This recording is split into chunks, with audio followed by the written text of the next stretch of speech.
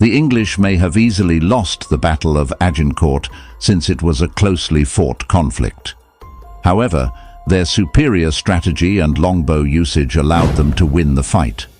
The 100 Years' War saw a significant turning point with the victory at Agincourt, which paved the road for the eventual English victory.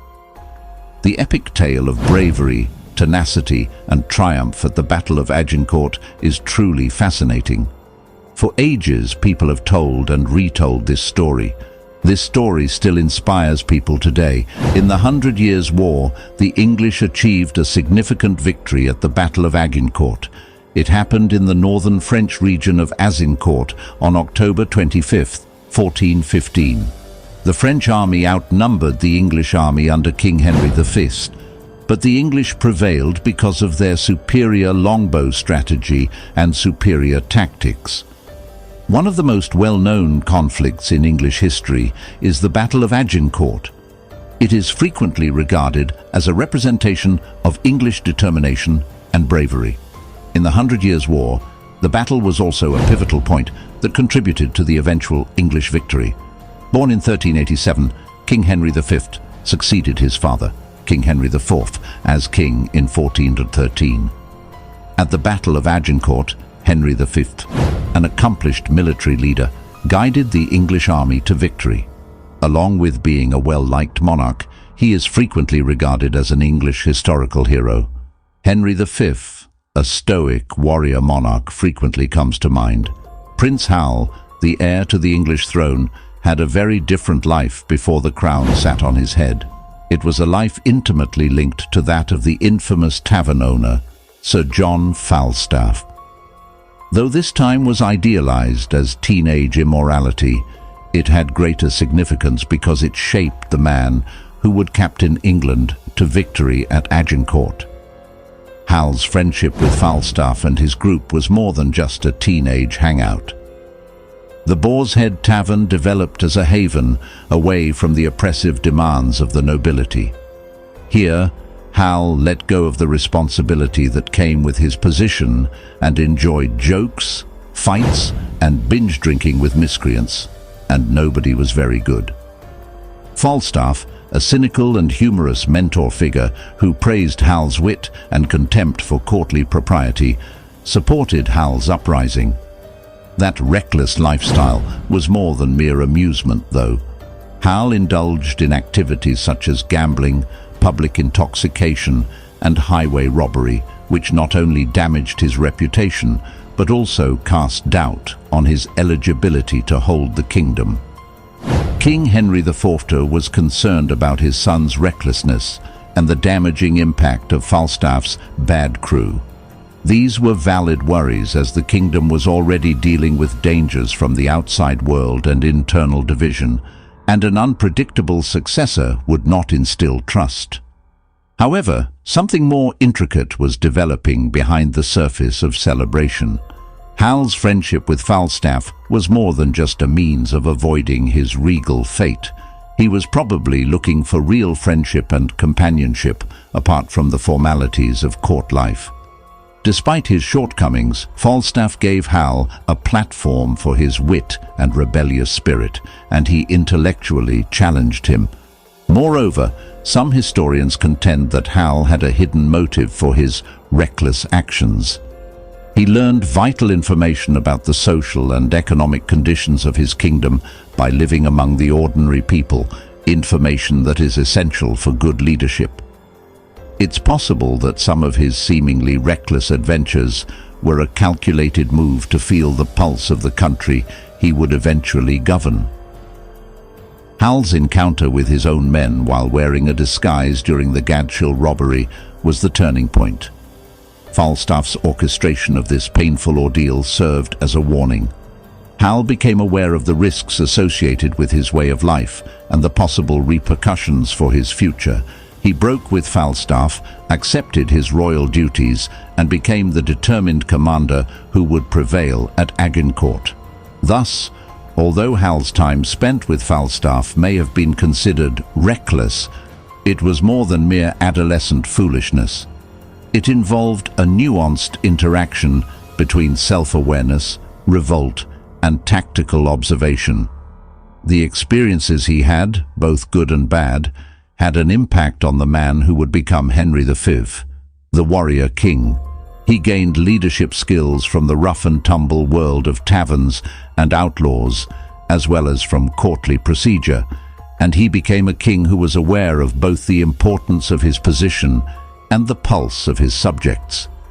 Henry V, also known as Prince Hal, had a complicated relationship with his father, King Henry IV, that was linked with themes of conflict, discord, and finally, peace. This relationship shaped both men profoundly and surely affected Henry V's destiny as England's warrior king. Their tense relationship began with Henry IV's questionable ascent to power, which he achieved by usurping Richard II's throne. Hal, ever the rebel, took advantage of this appearance of illegitimacy. Their dissimilar personalities added to the tension. Henry IV, who struggled with political unrest and feelings of guilt, yearned for stability and made an effort to raise his son to be a pious successor. But Hal resented these obligations, preferring the company of outlaws such as Falstaff and living the kind of carefree lifestyle his father thought unwise. Their arguments turned into public displays of discord, with Hal's antics frequently overshadowing his father's authority. Henry IV's attempts to control him, which included harsh lectures and public reprimands, only served to widen the rift. An especially painful blow to the already tense relationship was the infamous Gadshill robbery, in which Hal robbed his own men while wearing a disguise. The last years of Henry IV's reign saw a change in the tide. Both men understood the need for unity as they recognized the threat of both internal and external insurrection. Hal started taking on military and diplomatic roles, perhaps spurred on by a renewed sense of duty, showcasing his potential to rule as king in the future. Sadly, though, their reunion was never fully achieved. Henry IV passed away before he could see his son fully transformed and experience the magnificent triumph at Agincourt. Their relationship felt unfinished as a result, leaving open-ended doubts about whether genuine understanding and forgiveness had been achieved. The relationship between Henry V and Henry IV had a significant influence on both, despite their challenges. Henry V's experiences shaped his determination to establish himself as a legitimate and capable ruler, possibly out of a desire to gain the acceptance his father could not fully provide. He carried the weight of both legacies while pursuing a career as a warrior king and striving to uphold the forcibly annexed kingdom. Different historians view their relationship in different ways. While some contend that Henry IV tricked his son, others view Hal's uprising as a legitimate response to an authoritarian parent. Whatever the interpretation, the nuanced relationship between these two formidable individuals never fails to captivate the public's attention and provide valuable perspectives on the relationships between family, authority, and personal development in the royal court. The Lollard Uprising was a simmering religious crisis that England had to deal with during Prince Hal's turbulent years of partying with Falstaff. The future King Henry V faced a challenging issue as a result of this movement, which called for drastic changes within the Catholic Church. It required a solution that struck a balance between political practicality, personal values, and religious convictions. Inspired by the teachings of John Wycliffe, the Lollards contested the authority of the Church and its complex rites in favor of a more straightforward, scripturally based faith. They brought religious knowledge to the general public by translating the Bible into English and denouncing priestly abuses and disparities in wealth. These ideas moved a lot of people, especially the disenfranchised peasants who were suffering from poverty and feudal obligations. The Lollard movement was a serious threat to Prince Hal, the heir to King Henry IV. It called into question the basic basis of their authority, which was closely linked to the Church's dominance. The public's endorsement of Lollard ideals has the potential to incite revolt and cause instability in an already unstable realm. Prince Hal responds to the Lollards in a way that shows his versatility. On the one hand, he actively put an end to the movement by helping to apprehend and kill Lollard leaders. His devotion to the established church and his understanding of the political danger the movement posed are both evident in this action. Some historians counter that Hal's response was motivated by more than just a slavish devotion to the church. He may have sympathized with parts of the criticisms made by the Lollards, especially those that focused on individual piety and attacked clerical corruption. In addition, he saw that the social and economic injustices that underpinned Lollard's support needed to be addressed, and he made an effort to suppress dissent by both force and reform. It's unclear exactly how much Hal believes in himself and what drives him. Although he never publicly supported Lollardism, his latter reign's emphasis on social justice and piety suggests that he was still interested in their issues. Maybe he viewed the movement as a sign of more serious social problems that needed to be addressed without completely compromising the authority of the church. Even though the Lollard uprising was ultimately put down, it had an impact. It compelled the church to start internal reforms and admit some popular grievances. When Prince Hal came to the throne and had to deal with internal strife and outside threats, the experience taught him invaluable lessons in negotiating complicated theological and political realities. When Henry V ascended to the throne, something extraordinary happened. The Prince Hal who frequented taverns and was friends with Falstaff was no more. In his place was a king who was steadfast and determined, and who masterminded England's historic triumph at Agincourt. This remarkable transformation continues to captivate people, raising the question of what exactly set Henry off on this path. The weight of the responsibilities placed on him was a significant element. Henry V came to rule a nation beset by dissension within the royal family, outside threats, and the spectre of his father's seized reign. A new strategy, one based on responsibility and leadership, was required in light of this grim fact. He saw that his legitimacy would be weakened, and the kingdom would be weakened if he continued to be associated with revolt or Falstaff. Some historians contend that Henry's metamorphosis was more of a premeditated political ploy than a true change in personality. He made an effort to unify a divided kingdom and establish his claim to the throne by embracing piety, duty, and military might. His outspoken criticism of Falstaff, who was formerly a close friend, supports this idea by demonstrating a readiness to forego interpersonal ties in the interest of politics. Dismissing Henry's metamorphosis as mere political play, though, would be oversimplified. He showed a sincere dedication to Christian values by enthusiastically embracing religious rituals.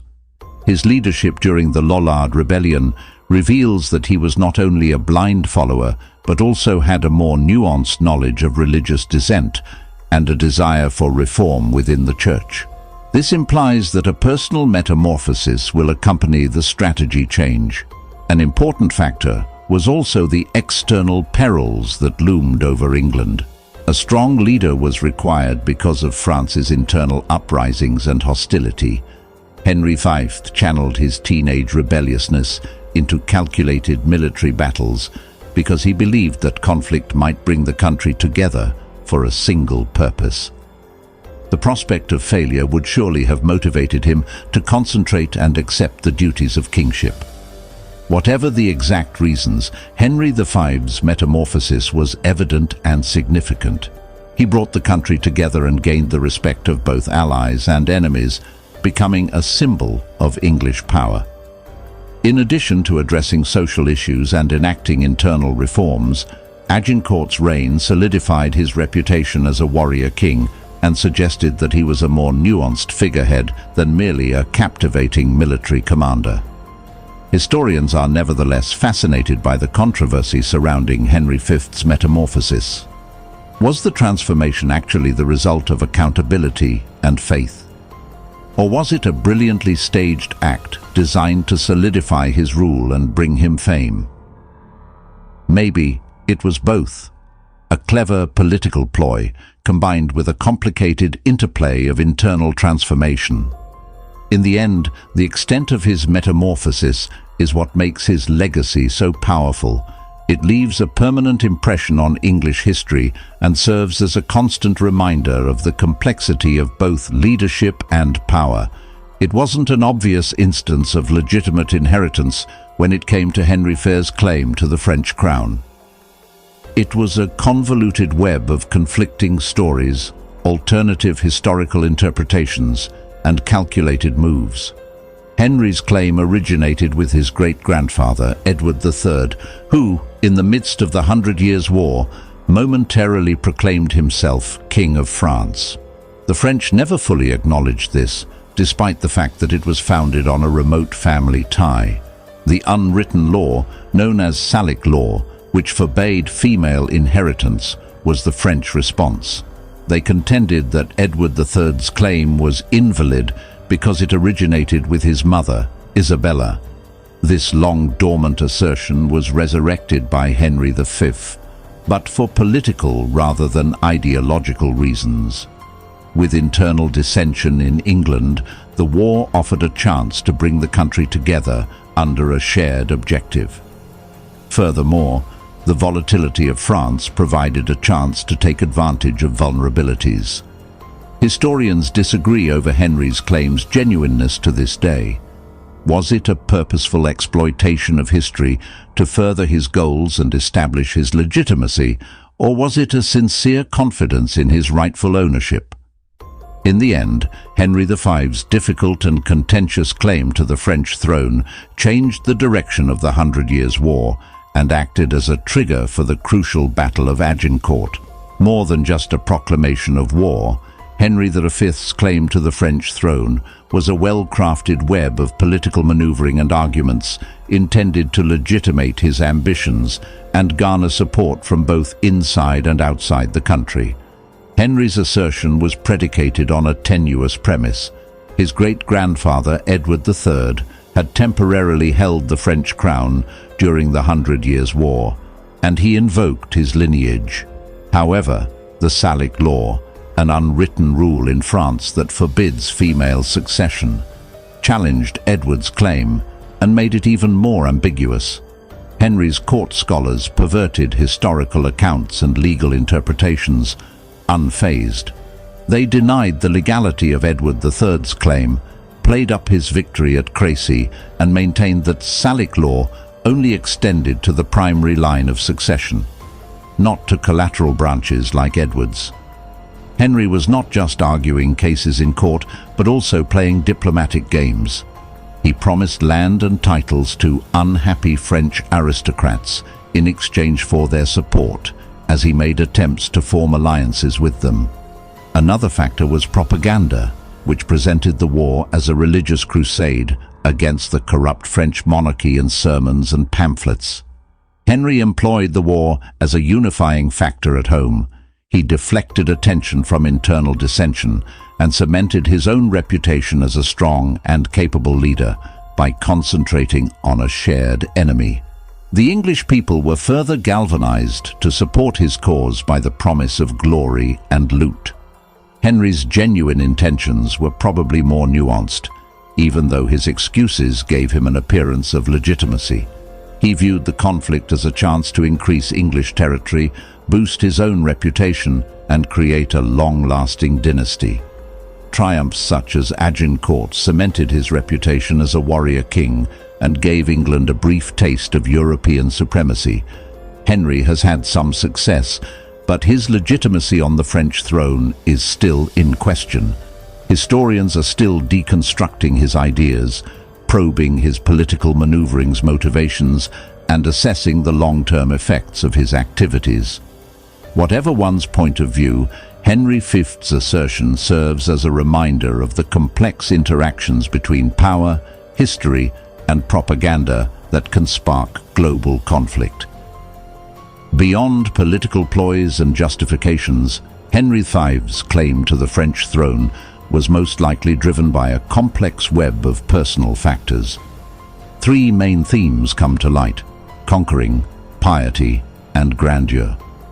Henry, tormented by his wayward adolescence, yearned for the opportunity to establish himself as a brave leader and leave his mark on history.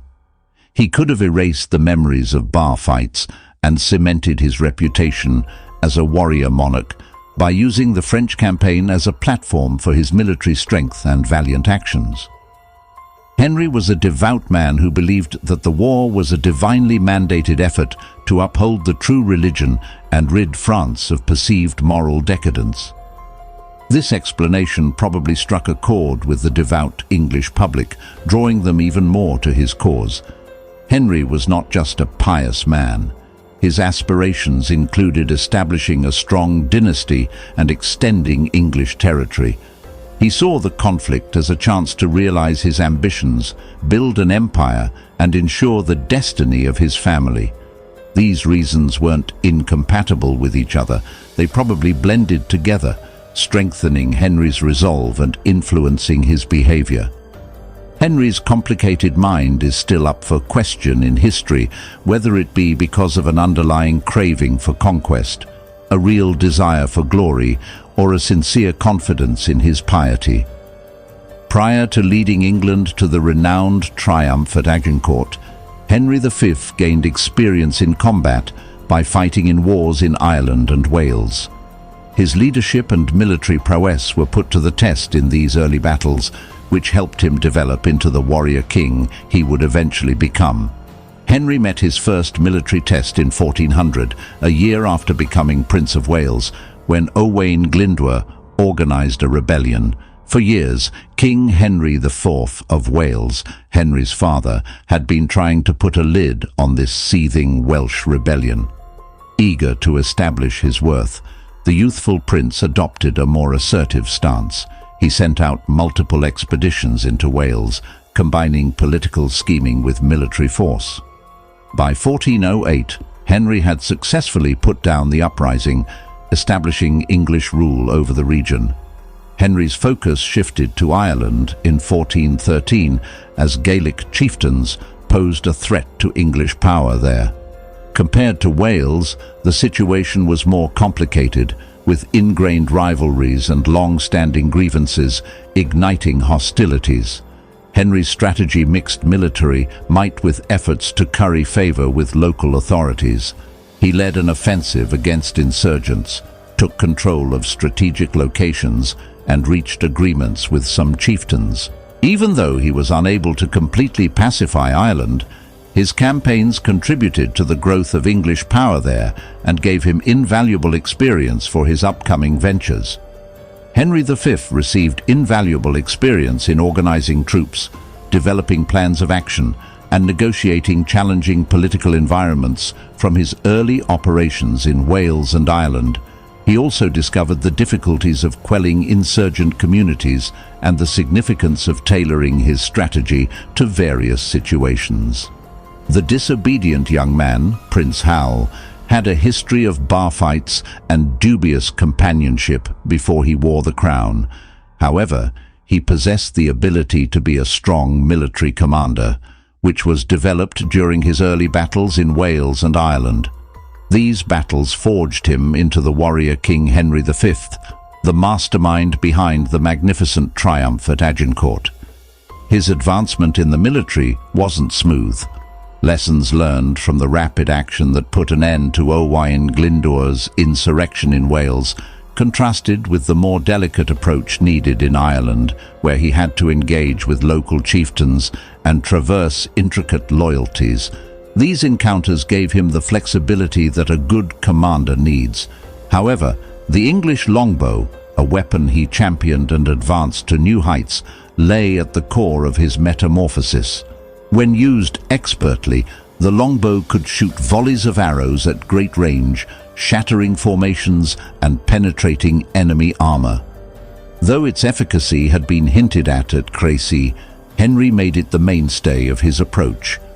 He taught his archers very carefully, instructing them in quick, well-coordinated fire. With his army rearranged, he positioned the longbowmen at the front, shielded from cavalry charges by stakes hammered into the ground.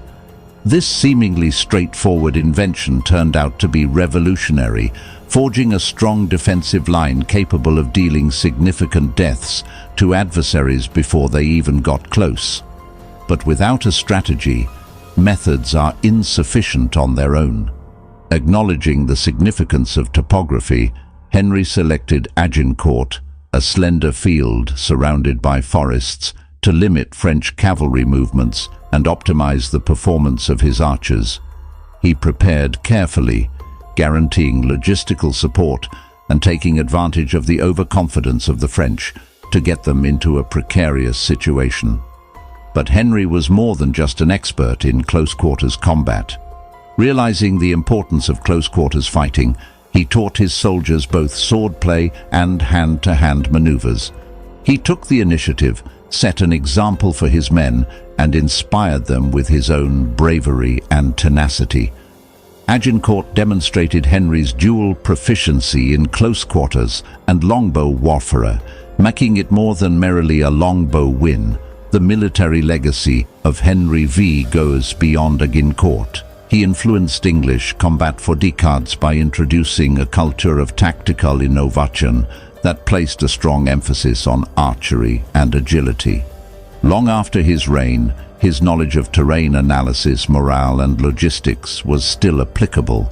However, his polished image was possibly his greatest achievement. He turned into the embodiment of the courageous, devout, and determined warrior king. England used this picture as a focal point, bringing the country together and motivating upcoming generations of military commanders. Henry V's transition from disobedient prince to warrior king was not just a psychological metamorphosis, but also a tactical advancement propelled by wisdom, ingenuity, and steadfast guidance. His tactics and plans have endured for centuries, serving as a constant reminder of the crucial relationship between military prowess and the capacity for sustained leadership on the biggest stage of human history. Henry V's journey from disobedient prince to charismatic leader, from bar fights to military glory, remains a fascinating topic of discussion. Under the surface of Agincourt's victory was a nuanced combination of charisma and leadership traits that sparked allegiance and catapulted him into legend. Henry's capacity to build relationships with a variety of organizations was a crucial aspect of his leadership. Originally well known for his wild parties with Falstaff, he eventually discarded that persona, accepting religious piety and establishing ties with the church. Because of his flexibility, he was able to appeal to both nobility seeking stability and commoners looking for a religious leader. He showed strategic empathy by being aware of his subjects' issues and motivations. He acknowledged Lollard's societal problems and instituted measures to solve them, all the while stifling Lollard criticism. Even individuals with opposing views showed respect and support for him because of his diverse approach. Henry was aware of the influence setting a good example has. He practiced with his warriors, showing bravery and tenacity in combat. He chose to stand shoulder to shoulder with his soldiers at Agincourt rather than wear protective armor, which raised morale and cemented his reputation as a commander who shared their risks. His personality further enhanced his leadership. His inspirational remarks gave his men courage and a feeling of unity because of his inherent charm and eloquence. His renowned St. Crispin's Day speech prior to Agincourt serves as evidence of his capacity to inspire and bring disparate people together to form a unified force. Henry was a master at controlling public opinion. He emphasized his religious ideas and went on pilgrimages to project an image of piety and dedication. This struck a chord with a strongly religious community, increasing his credibility and winning the church's backing. Some historians contend, however, that his persona was a deliberately constructed one, a mask he chose to further his objectives. They highlight his political scheming and merciless suppression of opposition as proof of a more cunning nature hiding behind the charming exterior. Whatever the reasons, Henry's leadership had a lasting impact. He brought a divided England together, fostered allegiance among disparate factions, and guided them to a momentous triumph. His reputation as a warrior king endured for generations, inspiring the kings and generals of the future. Henry's ability to strike a balance may have been the real key to his leadership. He blended calculating image control and strategic ruthlessness with charisma and sensitivity. Although he recognized the value of building relationships with his people, he also used them for political ends. In the end, Henry V's charisma and leadership abilities serve as an example of the complexities of power. They make clear how intentional image-making and planned charm, sincere connection, and calculated manipulation interact. Comprehending this intricacy enables us to recognize the diverse characteristics of leadership and its lasting influence on history. Henry V began an intricate web of diplomacy with France and other European nations prior to the steel-wielding Battle of Agincourt. The ultimate goal of these diplomatic initiatives was to forge coalitions, isolate France, and open the door for conflict. Attempts to reach a peaceful agreement with France were unsuccessful at first. Henry made the dubious historical claim that he was the heir apparent to the French crown. Due to the impasse in negotiations, both parties were getting ready for war. Henry took action against other European countries in an effort to strengthen his position. Using their own grievances with France, he formed alliances with the Holy Roman Emperor Sigismund and Duke John of Burgundy. These coalitions gave him military backing as well as European legitimacy for his cause. Henry also intended to diplomatically isolate France. He put pressure on the Pope to maintain neutrality, made threats against neutral nations like Flanders, and even made an effort to form an alliance with Scotland, England's longtime foe. These attempts were meant to keep French assistance to a minimum and protect England from a larger European war. Notwithstanding their fervor, talks eventually failed to avert war. Still, they were crucial in defining the battlefield. Henry made allies, damaged France's reputation abroad, and prepared the foundation for a methodically thought-out operation. Henry V's political savvy and strategic thinking are on full display during the negotiations. He maneuvered to gain advantages and increase his chances of winning by using diplomacy as a weapon. These pre-conflict conversations show Henry's strategic strategy for gaining power and establishing his reputation as a warrior king, even if war might have been inevitable. Henry V and France made great efforts to negotiate peace, but in the end their efforts failed, setting the stage for the famous Battle of Agincourt. This slide into war was not the result of a straightforward breakdown in communication, but rather of a complicated web of competing demands, scheming politicians, and in the end, unwavering ambitions. Henry's ambition to become King of France was at the center of the war. This claim, which was based on a distant bloodline and supported by dubious historical interpretations, was met with strong resistance from the French, who adhered to Salic law, which prohibited female inheritance.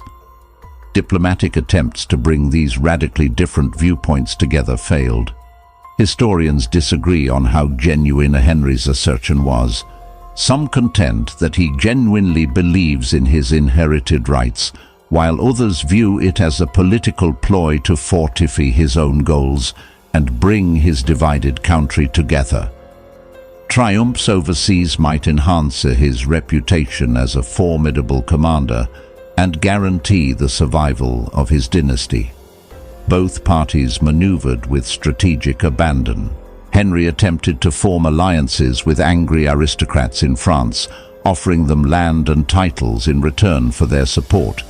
He intimidated neutral parties such as Flanders and put pressure on the Pope to maintain his neutrality. In an effort to weaken Henry and gain their own backing, France retaliated by establishing relations with England's adversaries. Henry tried everything to get France to recognize his claim, but to no avail. His demands became more audacious, including not only the French land, but even the crown. France, which was reluctant to cede its sovereignty and was pushing the situation toward an inevitable confrontation, rejected these offers. Henry's aspirations and frustration with protracted discussions drove him to invade France in 1415. Some historians believe this was a snap choice made out of frustration, but others think it was a well-thought-out action based on meticulous planning. Whatever the reason, war ultimately ended up serving as the final arbiter in a conflict that was unwinnable through negotiation. Although an English victory was achieved at Agincourt, its shadow lingered for a while. The 100 Years' War lasted a very long time because of resentment and revenge. Henry's diplomatic attempts serve as a reminder of the delicate balance that exists between negotiation and conflict, as well as the disastrous results that can occur when diplomacy fails, even though they also provide insights into his political astuteness and strategic thinking. In addition to being a demonstration of Henry V's leadership, the English force he gathered was well-trained and diversified, which contributed to their success at Agincourt. This force was far from a monolithic group. Rather, it represented Henry's strategic vision as well as the realities of medieval combat. The men-at-arms, strongly armed professionals with swords and pikes, formed the core of the English army. Beside them were the longbowmen, whose lethal volleys would play a pivotal role in English strategy. Henry placed a strong emphasis on finding competent archers, even providing incentives to those with longbows and prior expertise. Levies, peasants recruited for duty, bolstered this core of professionals. They were support troops and supplied important numbers, even though they were ill-equipped. Henry put policies in place to guarantee equitable compensation and working conditions, which encouraged drive and loyalty. Experienced knights and nobility were in charge of these varied divisions. Some people's motivations were based on fame or money, while others had a personal connection to Henry. Despite having different backgrounds, they came together as a coherent fighting force thanks to strong leadership, a common goal, and rigorous discipline. Henry's tactical advancements were very important. He standardized the gear to guarantee ease of use and compatibility. The famous stakes he drove into the ground at Agincourt to deter cavalry charges demonstrated his emphasis on adaptability and tactics on the battlefield. At Agincourt, the English army represented a microcosm of English society, brought together by a shared objective rather than merely a group of soldiers. Their triumph solidified Henry's reputation as a warrior king and shaped military strategy for many years to come. Even though Henry V's leadership skills are on full display at Agincourt, his army was under threat from logistics before the first arrow was fired. The capacity to successfully navigate the difficulties of providing, moving and safeguarding troops might mean the difference between catastrophic defeat and victory in medieval combat. The English Channel crossing was the first obstacle. With an estimated 12,000 soldiers, Henry's army needed a sizable fleet of ships for transportation. There were many logistical hurdles in securing enough vessels, guaranteeing their seaworthiness, and coordinating their movement. Maintaining the army became critical once on shore. Feeding thousands of people every day required careful preparation and coordination. Historians propose a convoluted system of obtaining supplies from nearby communities and adding pre-made provisions to it. However, food security was always in danger due to spoiling, unanticipated shortages, and hostile disruption. Diseases were bred and grown in medieval armies. Poor sanitation, cramped living quarters, and exposure to the elements frequently resulted in outbreaks of typhus, dysentery, and other infections. Before the troops even reached the battlefield, these might completely destroy their strength. Henry strengthened sanitation regulations and made sure everyone had access to clean water. But sickness was still a constant menace and a strong foe. Horses were essential for moving supplies, baggage, and mounted knights. Maintenance and safety were of utmost importance. Maintaining horseshoes, making sure there was enough fodder, and fending off enemy raids all contributed to the logistical maze's intricacy. Henry's ability to adjust and overcome these logistical obstacles was just as important to his victory at Agincourt as his tactical skill. He bargained with the local populace, carefully organized supply routes, and gave sanitation measures top priority. His leadership provided the army with a vital advantage on the battlefield by ensuring that they were well-fed, well-equipped, and generally healthy. The logistical difficulties encountered at Agincourt provide insight into the sometimes disregarded facts of medieval combat. Victory frequently depended on unseen individuals, quartermasters, cooks, and others who toiled non-stop to keep the army running, rather than on battles and strategies. Their participation is evidence of the tenacity and resourcefulness needed to fight in a time when modern comforts were far away. Henry V set out on a quest that would alter the path of history in August of 1415. His success as he led his army across the perilous English Channel and onto French land depended not just on military prowess, but also on painstaking preparation, flexibility, and a little bit of good fortune.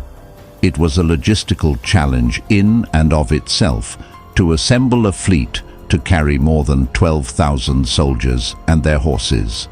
Henry assembled a varied fleet of ships from all throughout England, from agile fishing boats to robust commercial vessels.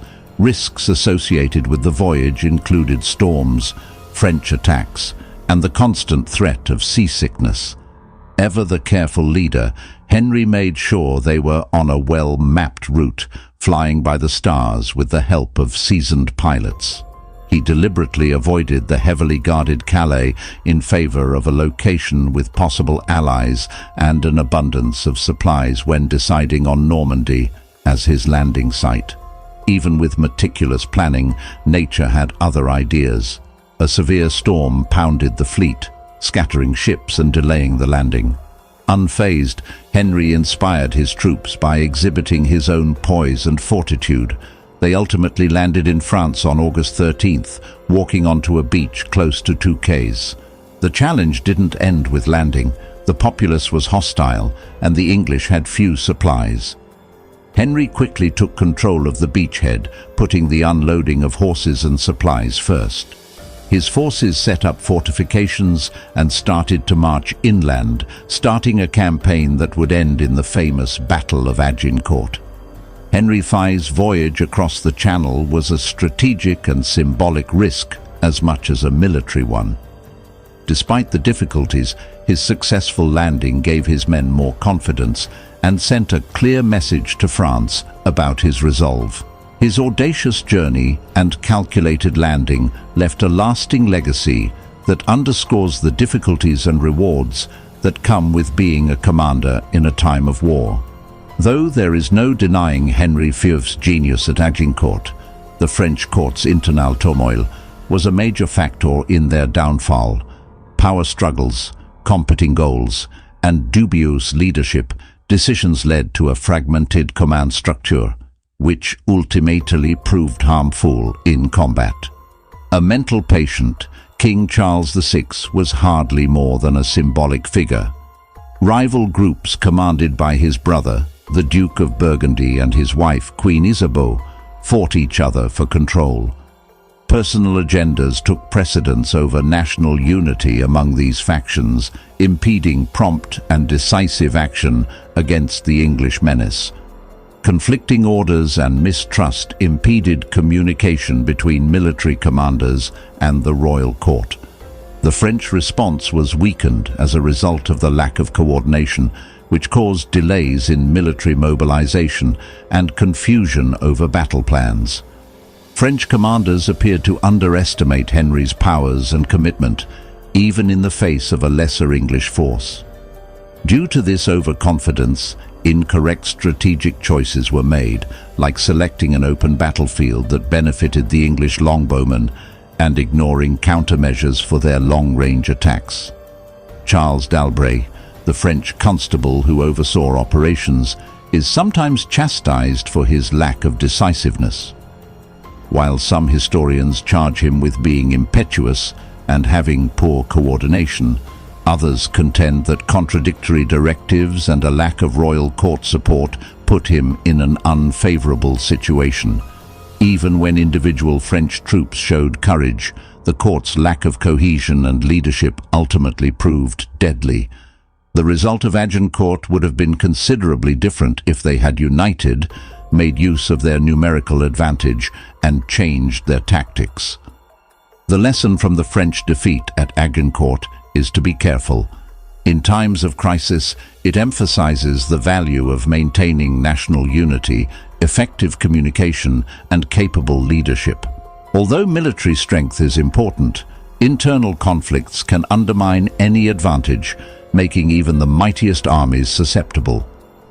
In the lead-up to the Battle of Agincourt, the French perceived the English army as being weak and disorganized. A number of things contributed to this distorted perception, which ultimately led to their tragic downfall. An initial cautious attitude resulted from early intelligence reports, exaggerating the magnitude of the English army that reached the French court. But as the real numbers emerged, a feeling of overconfidence crept in.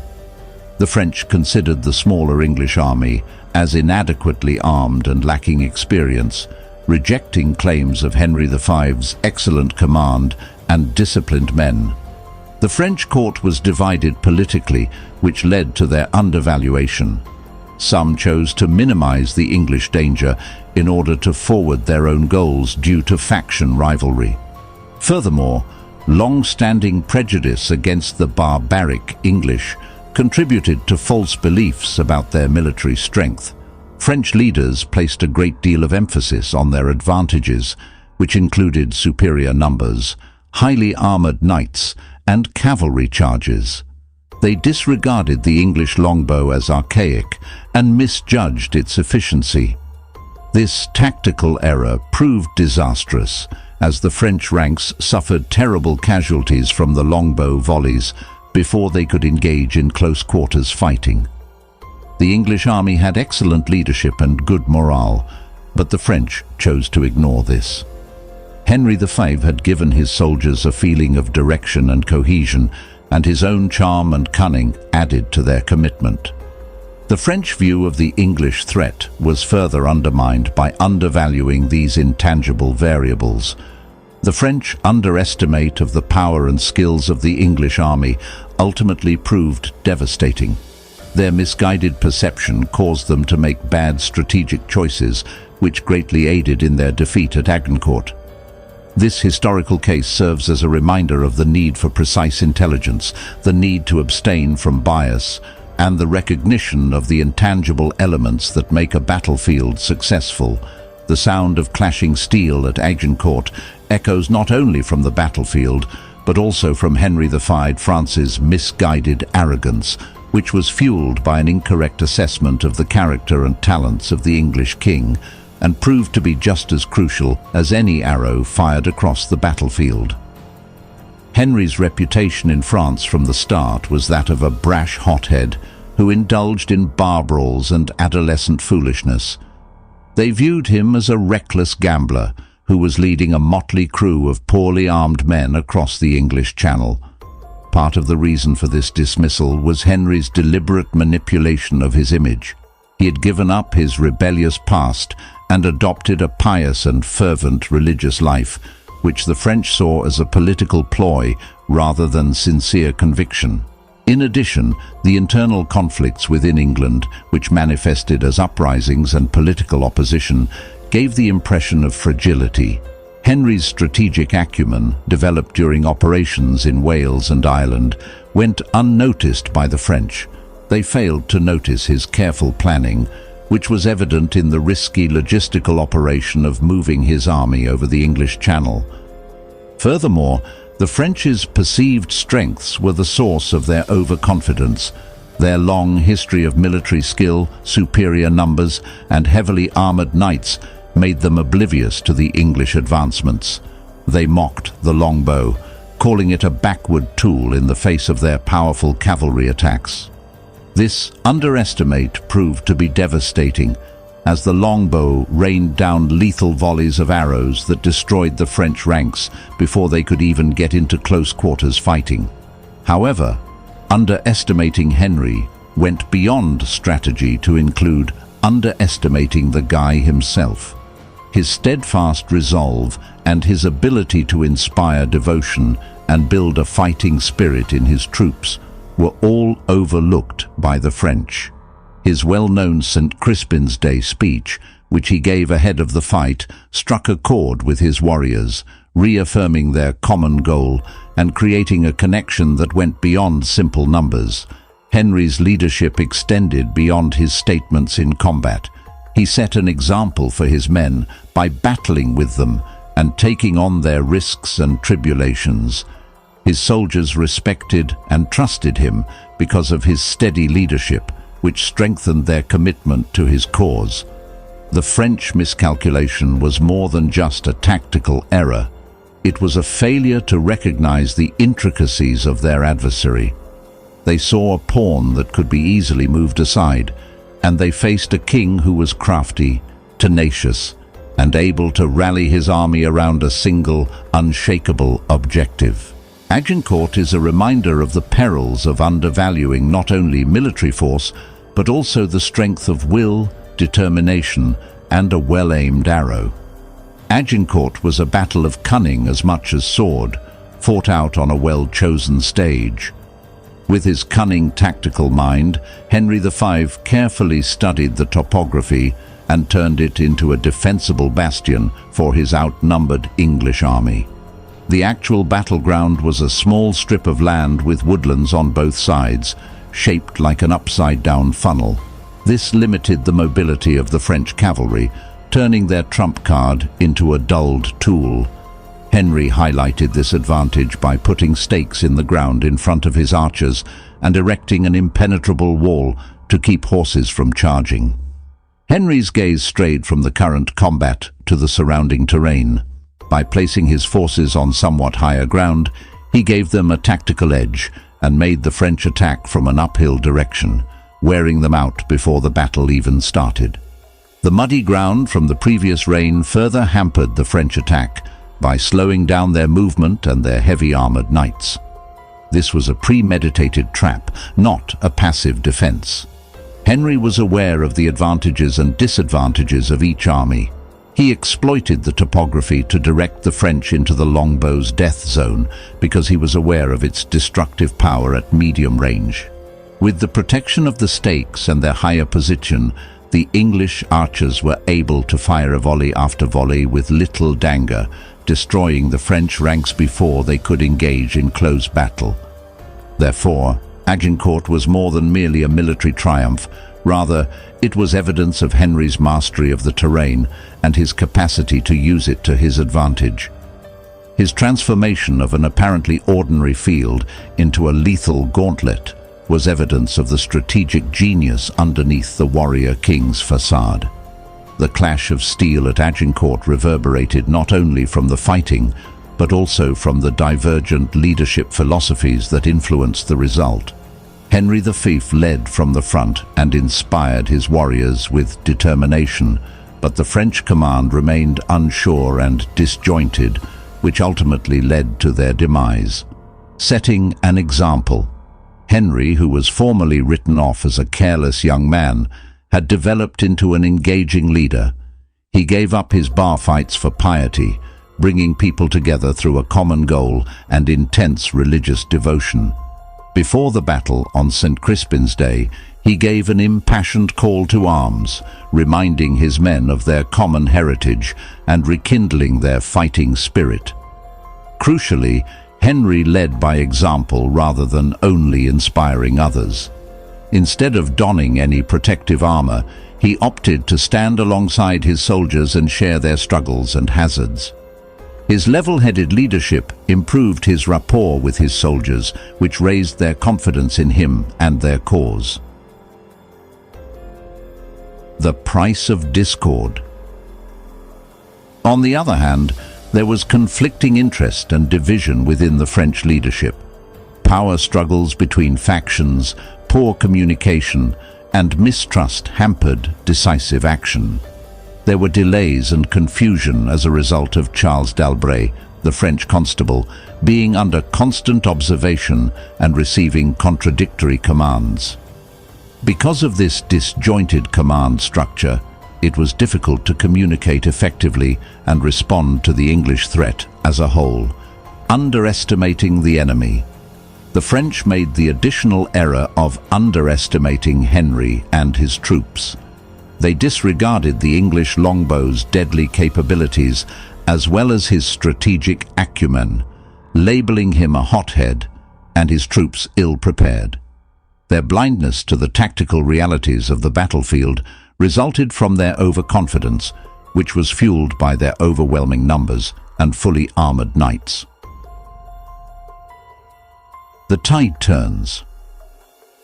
Henry's leadership was evident against what seemed to be insurmountable obstacles. He made use of the topography, placing his archers in advantageous positions on higher ground and using stakes to thwart horse charges. His warriors turned the tide of battle with devastating volleys of arrows, spurred on by his fearlessness and a sense of unity and purpose. Leadership legacy. Agincourt serves as a reminder of the strength of leadership. Henry was able to reverse the tide against a more powerful force by using strategy, inspiration, and setting an exemplary example. The French ultimately paid the price due to their lack of cohesiveness and misinterpretation of their opponent. This conflict serves as a reminder that even the most overwhelming obstacles can be overcome with bravery, cooperation, and a clear vision led by a capable leader. The smell of iron and blood hung thick in the air at Agincourt. The clash of steel had died down, revealing a horrific scene of fallen soldiers and the sounds of capitulation. The extent of the losses and the French surrender provide a clear image of the harsh realities of the fight. An astounding 10,000 French soldiers are thought to have died in action, which is shocking given their original force of 25,000 soldiers. Even with a reduced contingent, the English lost between 400 and 500 soldiers. This difference can be explained by the English longbow's deadly efficacy, which let off a barrage of arrows before the French were able to engage in close quarters fighting. The battle didn't last long before things started to turn around. Leading their heavily armored knights, the French nobility plunged straight into the English ranks, but a barrage of arrows and the muddy terrain stopped them in their tracks. Their once imposing armor provided little defense against the accurate volleys, making them sitting ducks for the English archers as they were buried in the muck. A bitter pill. The French command was faced with a dire decision as losses grew and their initial charge failed. They had no choice but to raise the white flag. Their ranks were wiped out and their morale was destroyed. Witnessed by the Duke of Burgundy, the capitulation resulted in a crushing setback for France and cemented Henry VI's standing as a powerful player in the European arena. The number of dead at Agincourt was more than just a figure of speech. It was a real catastrophe. thousands of lives were lost, leaving families permanently broken. The fight itself came to represent the savagery of medieval combat and the terrible human cost of ambition and strife. The legacy of Agincourt extended beyond the battlefield. The overwhelming victory sustained the 100 Years' War for years to come and boosted English morale. However, the tremendous loss caused by the surrender left France reeling, and its social and political environment was severely damaged. The echoes of Agincourt's surrender and casualties still reverberate, acting as a sobering reminder of the long-lasting effects of war. Agincourt was more than just a fight. It was a turning point in the 100 Years' War that affected subsequent military operations and sent shockwaves across Europe. The decisive win of Henry V over a more formidable French force not only raised English spirits, but also completely changed the balance of power in the battle. The idea of French invincibility was destroyed by the English triumph, and uncertainty and terror took their place. This psychological effect turned out to be significant, giving the English confidence and casting doubt on the French nobility. The war, which had appeared to be going to France, now had a new face, with England leading the charge. Agincourt was a dramatic turning point rather than a definitive finale. Trapped by their defeat, the French were compelled to negotiate, which resulted in the 1420 Treaty of Troyes. This contract, which acknowledged Henry as the heir apparent to the French crown, greatly undermined France's standing and gave England more influence. The conflict had a long-lasting impact on military strategy as well. After being demonstrated at Agincourt, the English longbow gained popularity throughout Europe and altered military tactics for many years. Due to commanders' struggles to oppose these mobile forces, armor and formations were improved. Still, Agincourt's shadow was not entirely joyous. Internal tensions were exacerbated, and a leadership void was created by the horrific fatalities, especially among the French nobles. This unrest paved the way for Joan of Arc's explosive ascent, which turned around France's fortunes and ultimately resulted in England's banishment from the country. Agincourt is a multi-layered historical tapestry that combines tactical ingenuity, tragedy, and victory.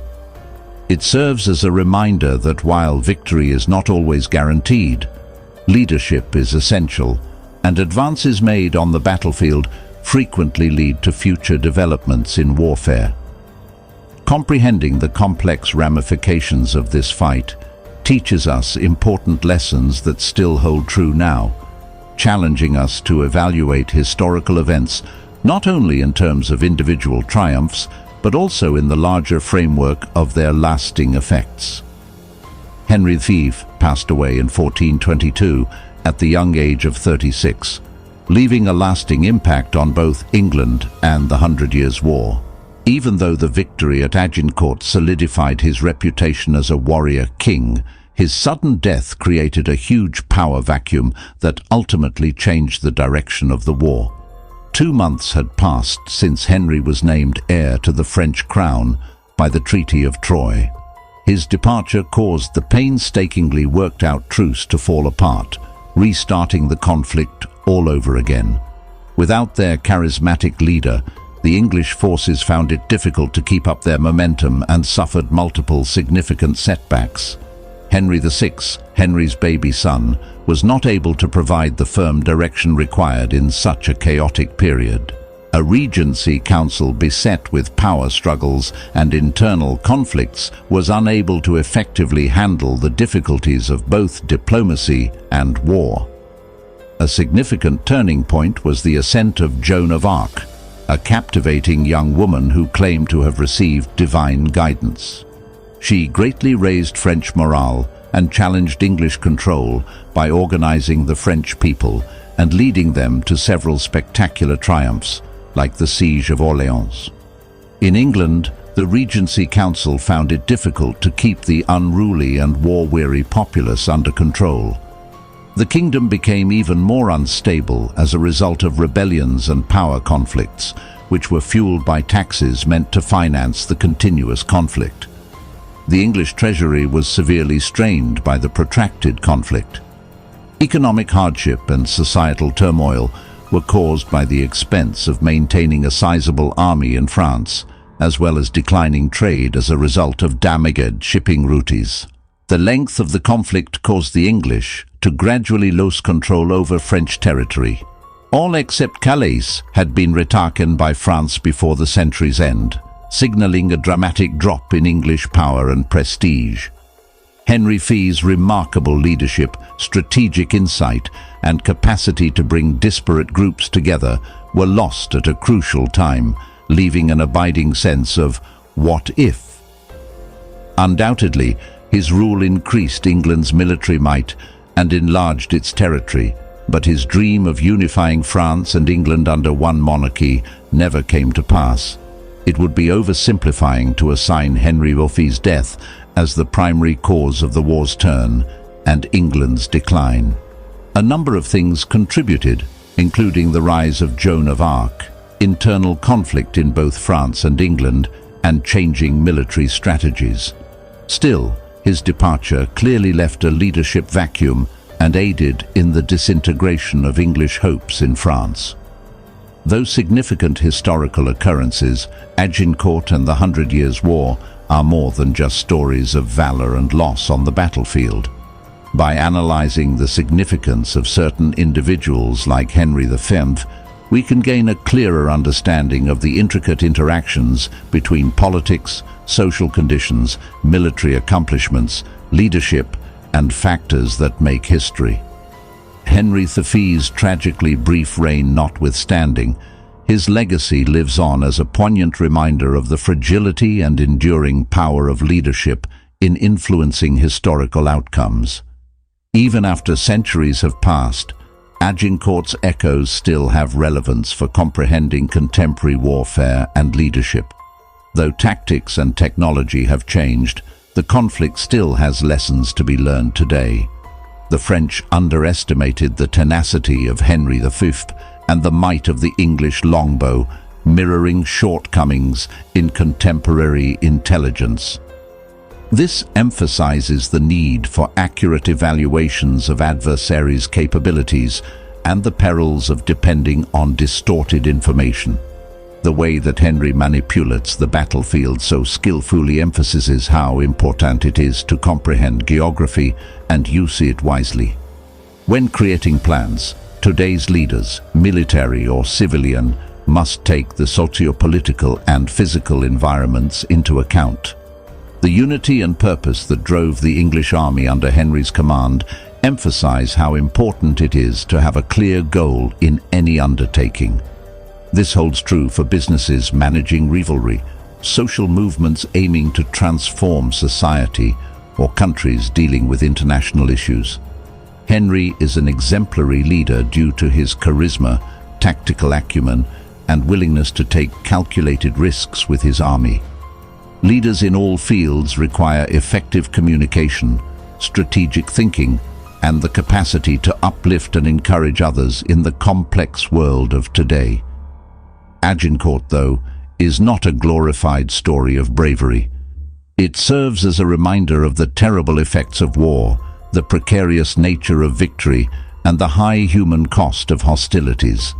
We can aim for good leadership, well-informed decision-making, and peaceful solutions in the face of contemporary difficulties by comprehending the nuances of Agincourt.